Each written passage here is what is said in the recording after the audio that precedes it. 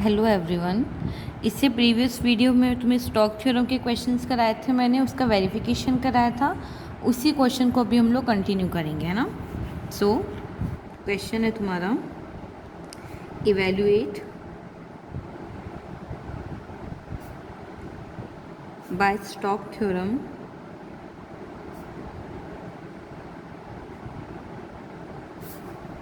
Close integral e to the power x dx plus 2y dy minus dz। इसकी value हमें evaluate करनी है using stock theorem, ठीक है, जहाँ पे हमें गिवन है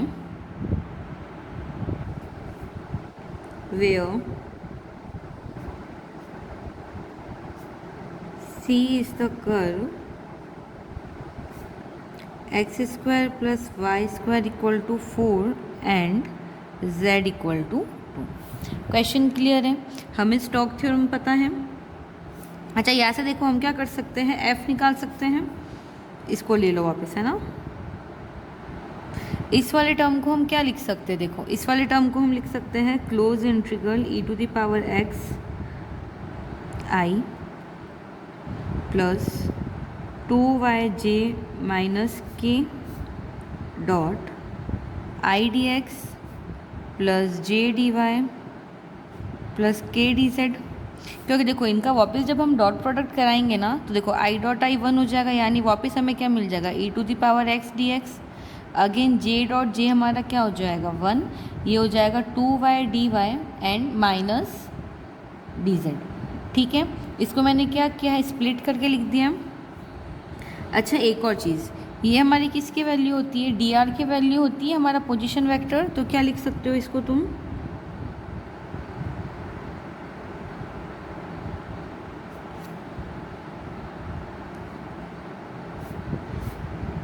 dot D r where d r हमारा क्या है i d x plus j d y plus k d z. ठीक है, कंपेयर कर लो तो हमारे पास f क्या आ जाएगा, e to the power x i plus 2yj minus k. ठीक है, अब मैं क्या करूँ, स्टॉक थ्योरम यूज़ कर लूँ। तो हमें पता है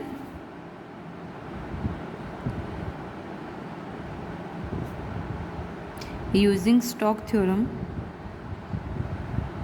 हमारा क्या बोलता है, that close integral f dot D r equal to surface integral n cap dot del cross f d S.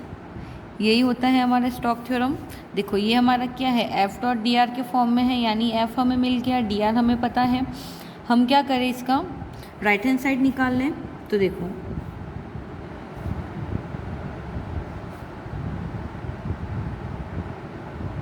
हमें गिवन है that x square plus y square equal to 4, ये हमारा कर्व है, और z इक्वल टू 2 है। ये देखो ये हमारा क्या हो जाएगा, इस फॉर्म में लिख लोगे इसको, 2 का स्क्वायर इसी फॉर्म में है, z इक्वल टू 2। तो यानी हमें देखो यहाँ से सेंटर के कोऑर्डिनेट्स तो हमें क्या मिल जाएंगे, 0,0,2। ठीक है, ये हमारी क्या है, एक सर्कल की इक्वेशन हो गई।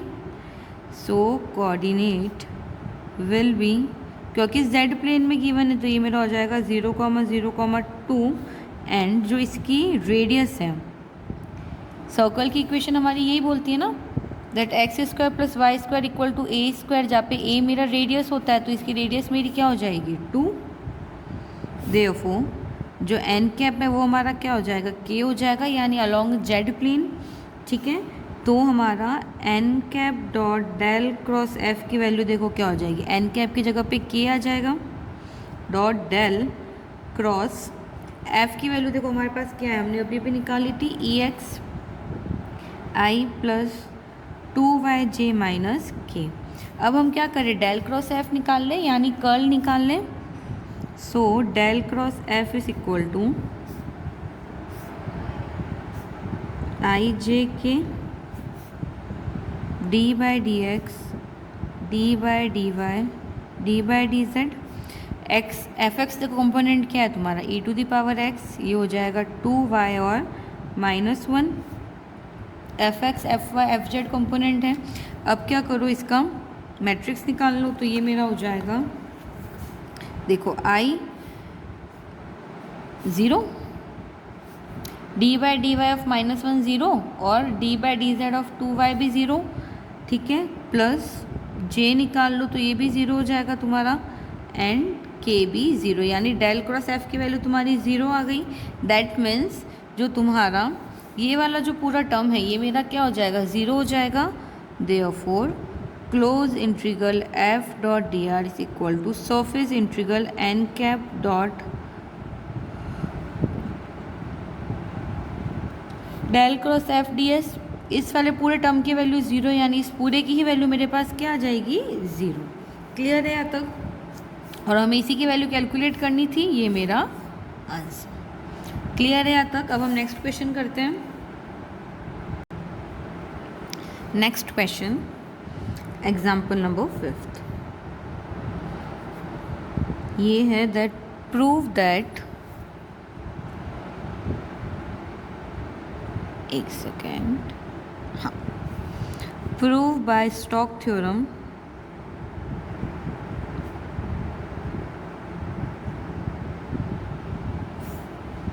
Number first that close integral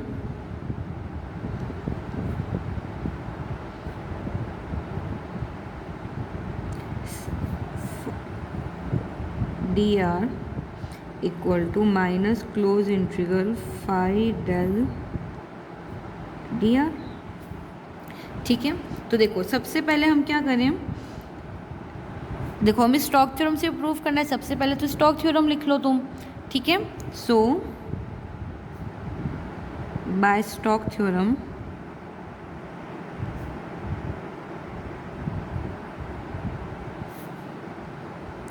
close integral F dot D R is equal to close integral del cross F dot N cap D S. ये तुम्हारा ऐसे सरफेस इंटीग्रल है ना, ये हमारा क्या होता है, स्टोक्स थ्योरम होता है। अब देखो क्या करूँ, मैंने माना लेट एफ इक्वल टू क्या हो जाएगा मेरा, डेल फाई एन साई, ठीक है। देयरफॉर डेल क्रॉस एफ देखो तुम्हारा क्या हो जाएगा, del cross del psi phi, यही होगा तुम्हारा, ठीक है। ये चीज़ समझ में आई कि एफ मेरा क्या है, मैंने माना एफ मेरा है डेल फाई साई, तो डेल क्रॉस एफ भी इस तरीके से ही निकलेगा। अब मैं क्या करूं, डेल क्रॉस एफ की वैल्यू निकाल लूं, ठीक है।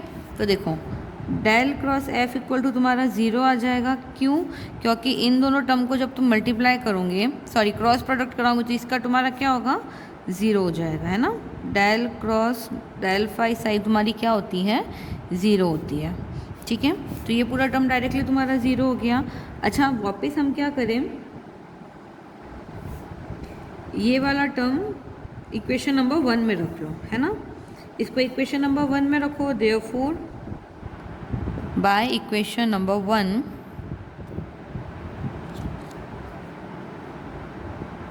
Close integral del phi psi d r equal to 0 हो जाएगा। देखो इस वाले टर्म में मैंने वैल्यूज़ रखी है ना, तो एफ तो मेरा क्या था, डेल फाई साई रख दी मैंने, डॉट डी आर, इस वाले टर्म की वैल्यू 0, यानी इस पूरे इंटीग्रेशन की वैल्यू मेरी क्या हो जाएगी, 0 हो गई। क्लियर है यहाँ तक? अब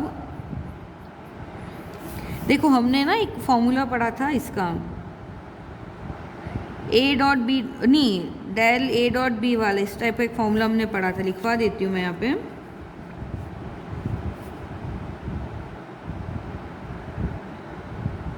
ये वाला, ये क्या था तुम्हारा फॉर्मूला,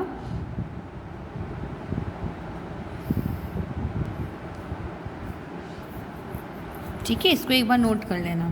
तो ये तुम्हारा क्या हो जाएगी, इसकी वैल्यू तुम्हारी इक्वल हो जाएगी phi del psi plus psi del phi. Clear है? अच्छा again by equation number 2,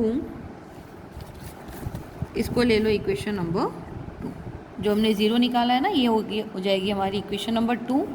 again by equation number 2 close integral phi del psi plus psi del phi d r equal to 0 हो जाएगा।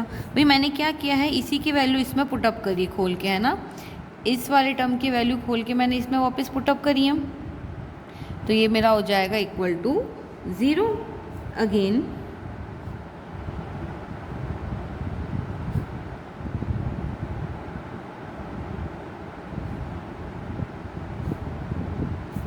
Individual integration कर रही हूँ मैं ना, ये क्या हो जाएगा मेरा डी आर इक्वल टू 0। ये टर्म अगर उधर चली जाएगी तो ये क्या हो जाएगा मेरा minus close integral phi del psi d r. Hence proof. Clear है यहाँ तक। उसके बाद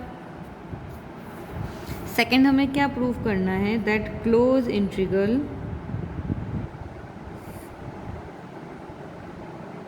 equal to surface integral del phi into del psi dot N cap D s. ठीक है, अगेन हमने क्या माना, let f equal to phi del psi therefore del cross f, ये मेरा क्या हो जाएगा डेल क्रॉस एफ की वैल्यू रख लूँ। ठीक है, अच्छा हमें देखो एक फॉर्मूला पता है, that del cross del phi equal to 0 and del cross phi v equal to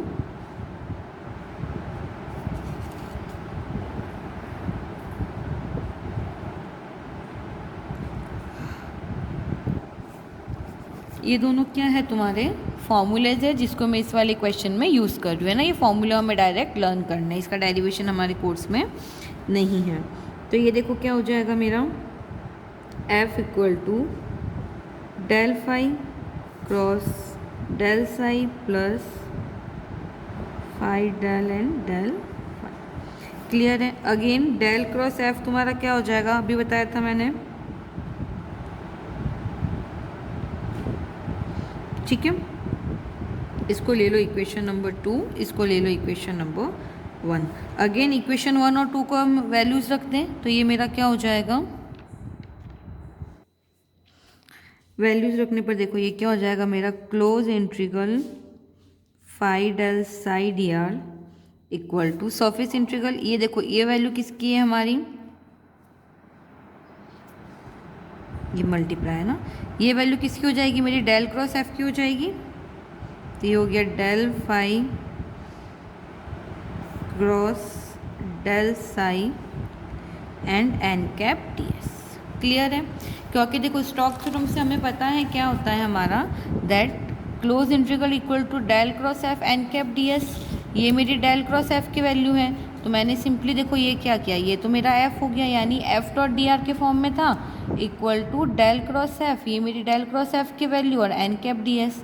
दोनों क्वेश्चन क्लियर हो गए। तो आई होप स्टोक्स थ्योरम सभी को समझ में आ गया होगा। ठीक है, इससे रिलेटेड क्वेश्चंस भी हम लोग कर चुके हैं। अब मैं नया टॉपिक स्टार्ट कर रही हूँ, ग्रीन थ्योरम।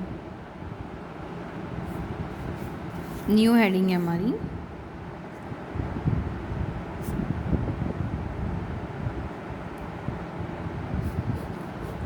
ग्रीन थ्योरम, देखो इसका बेसिक का एक वीडियो ऑलरेडी मैं बना चुकी हूँ, जिससे मैंने इंटीग्रल थ्योरम्स तीनों कराई थी। ठीक है, इसलिए मैं इसका सीधा मेन फॉर्म लिख रही हूँ, वो वीडियो एक बार देख लेना, इंटीग्रल थ्योरम वाली, है ना। इसमें ग्रीन थ्योरम की मेन फॉर्म मैंने तुम्हें क्या लिखवाई थी, that volume integral of phi del square psi minus psi del square phi d v is equal to surface integral phi del psi minus psi del phi n cap D s. ठीक है, ये तो इसका main form था, यानी standard form था। अब इसका कार्टेशियन फॉर्म देखो हमारा क्या होता है। कार्टेशियन फॉर्म इसका क्या होता है, that surface integral of d q upon d x minus d p upon d y dx dy equal to close integral p d x plus q d y, where जो p and q है वो हमारे क्या है, दो continuously differentiable function होंगे, ठीक है, in a given region S. Clear है यहाँ तक। और सी हमारी क्या है, रेगुलर क्लोज कर्व है इन एक्स वाई प्लेन, ठीक है। अब हम इसे रिलेटेड कुछ क्वेश्चंस देखते हैं। So your question number first, that evaluate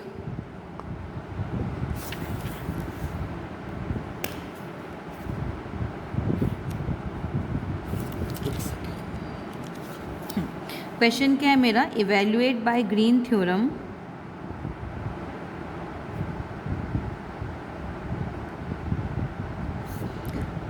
close integral e to the power minus d x sine Y D x plus e to the power minus x cos Y D y, where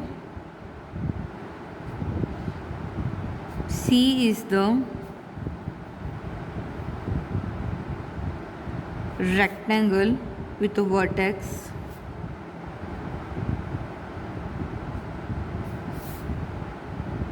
pi, 0, 0, 0, pi, pi by 2 and 0, pi by 2। Clear है यहाँ तक। हमें क्या करना है, green theorem use करके हमें इस ये वाला जो इंटीग्रेशन है इसको सॉल्व करना है, जहाँ पे हमें गिवन है कि C जो हमारा क्या है, C is a rectangle with a vertex, ये चारों वर्टेक्स हमें गिवन है। अच्छा देखो, इसको देख के इससे कंपेयर कर सकते हो ना, ये मेरा क्या है, कार्टेशियन फॉर्म में गिवन है, ये पूरा मेरा क्या हो जाएगा P, ये देखो P डी एक्स, और ये हो जाएगा Q डी वाई, इसी फॉर्म में, यानी सीधा कार्टेशियन फॉर्म यूज़ कर सकती हूँ मैं ग्रीन थ्योरम निकालने के लिए। तो देखो सबसे पहले क्या करूँ, जो क्वेश्चन में गिवन है ना उसको ले लो इक्वेशन नंबर 1, इसको एक बार वापस लिख लेना, ये equation number 1, comparing equation number 1 to Cartesian form of Green theorem.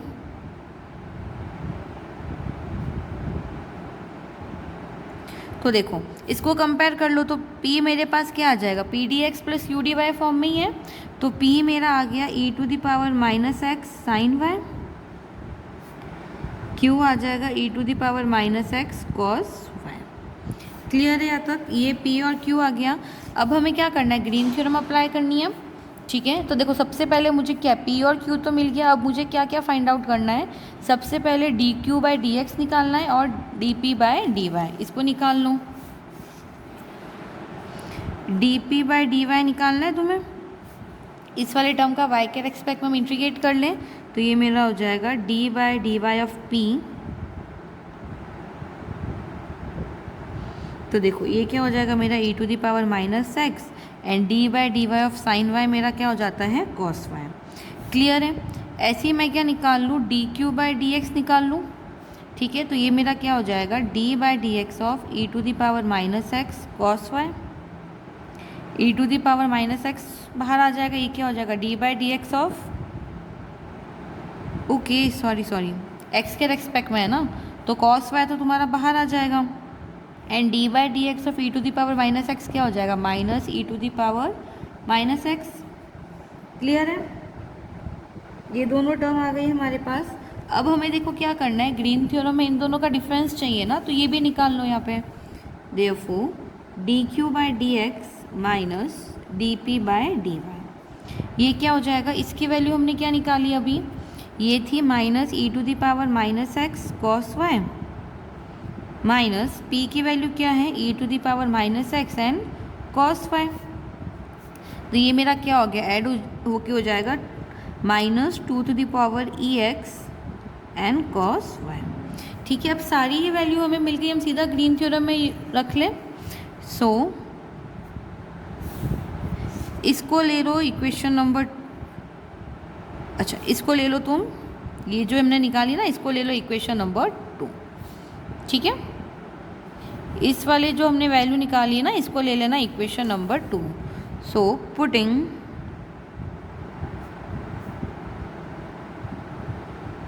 Value that is equation number 2 in green theorem। तो देखो क्या हो जाएगा मेरे पास, close integral e to the power minus x sine Y D x plus E to the power minus x cos Y D Y equal to क्या हो जाएगा, सरफेस इंटीग्रल। देखो D Q by D X ये तुम्हारा क्या होता है, इसका कार्टेशियन फॉर्म होता है, इसकी वैल्यू रख लो सीधा। इसकी वैल्यू मेरे पास क्या हो जाएगी, -2 E to the power minus x cos Y D X D Y. चलो अब हम सिंपली इसका डबल इंटीग्रेशन कर ले। देखो -2 तो बाहर आ जाएगा, ठीक है। अब देखो हमें लिमिट्स चाहिए। अच्छा इसको लिख लो एक बार पूरा। अब देखो इसका डबल इंटीग्रेशन करने के लिए हमें लिमिट्स चाहिए, और इधर देखो हमें पॉइंट्स गिवन थे, यहाँ से लिमिट निकाल सकते हो। कैसे निकालोगे, देखो पहले इसको एक बार ग्राफ में प्लॉट कर लूँ मैं। तो ये देखो ये तुम्हारा एक्स एक्सिस हो गया, ये वाई एक्सिस हो गया। सबसे पहला पॉइंट 0,0 प्लॉट कर लूँ, तो ये मेरा क्या हो जाएगा 0,0। फिर हमें प्लॉट करना है π,0, तो ये तुम्हारा हो गया π,0। फिर तीसरा पॉइंट हमारा देखो क्या है, π,π/2 एंड 0,π/2। ये हो जाएगा तुम्हारा 0,π/2, और जहाँ पे ये तुम्हारी लाइन इंटरसेक्ट करेगी ये हो जाएगा मेरा π,π/2।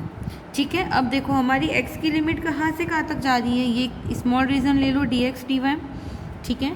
तो देखो हमारी जो x की लिमिट है वो कहाँ से कहाँ तक जा रही है, 0 से पाई तक जा रही है। यानी मेरी x इक्वल टू कहाँ से कहाँ तक जाएगी, 0 से पाई। और जो तुम्हारी y की लिमिट है वो देखो कहाँ से कहाँ तक जा रही है, 0 से π/2। क्लियर है।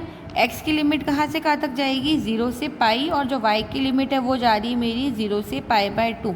अगर तुम्हें सीधा कोऑर्डिनेट से नहीं समझ में आता है, ऐसे एक बार ग्राफ बना के जो तुम्हारे कोऑर्डिनेट्स है वो प्लॉट करके लिमिट्स निकाल लेना, ठीक है। तो y की लिमिट हो गई 0 से π/2। अब इसको सिंपली इंटीग्रेट कर लेते हैं, तो ये मेरा हो जाएगा 0 से पाई। इसका y के रेस्पेक्ट में इंटीग्रेट करोगे तो क्या हो जाएगा, साइन y 0 से π/2। देखो cos y का integration with respect to dy क्या हो जाएगा, साइन y, और e to the power minus x dx बाहर हो जाएगा। लिमिट लगा लो तो ये क्या हो जाएगा मेरे पास, -2 0 से π/2। देखो साइन π/2 की वैल्यू मेरी क्या हो जाएगी 1, और साइन 0 की वैल्यू 0, यानी क्या बचेगा e to the power minus x dx। इसका इंटीग्रेशन कर लो तो ये मेरा हो जाएगा 2 e to the power minus x, limit हो जाएगी 0 से π/2, यानी अच्छा पावर में माइनस है ना, तो माइनस मल्टीप्लाई में आ जाएगा, ठीक है। ये तुम्हारा माइनस माइनस प्लस हो गया, यानी क्या बचा 2 e to the power, limit लगा लो, upper limit π/2 minus lower limit 0, e to the power 0 मेरा क्या हो जाएगा 1, यानी ये मेरे पास फाइनल सोल्यूशन। क्लियर है, यहाँ तक ये क्वेश्चन अच्छे से क्लियर हो गया होगा ग्रीन थ्योरम का।